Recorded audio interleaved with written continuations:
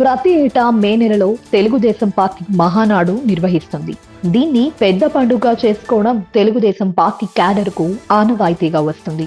నెల్లూరులో ఈ నెల 27 నుంచి 29 వరకు మహానాడు నిర్వహణకు టీడీపీ అధిష్టానం ఏర్పాటు చేసింది. ప్రస్తుతం నెలకొన్న చమురు సంక్షోభం నేపథ్యంలో మహానాడు వంటి భారీ కార్యక్రమం నిర్వహించడంపై అనుమానాలు వ్యక్తమవుతున్నాయి.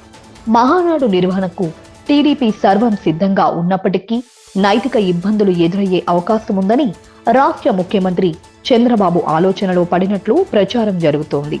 ప్రస్తుత పరిస్థితుల్లో పొదుపు చర్యలు పాటించాలని ఒకవైపు ప్రధాని నరేంద్ర మోడీ పిలుపునివ్వడంతో పాటు తాను స్వయంగా ఏదైనా పొదుపునకు శ్రీకారం చుట్టారు.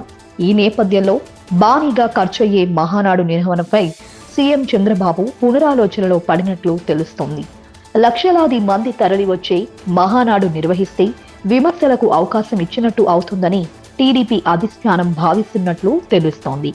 వాస్తవానికి రాష్ట్రం నలుమూలల నుంచి తరలివచ్చే కార్యకర్తలు, నాయకుల కోసం భారీగా రవాణా ఏర్పాటు చేయడంతో పాటు భోజనాల కోసం కోట్లాది రూపాయలు ఖర్చు చేస్తే ప్రజల్లోకి తప్పుడు సంకేతాలు వెళ్తాయని అభిప్రాయాలు వ్యక్తమవుతున్నాయి.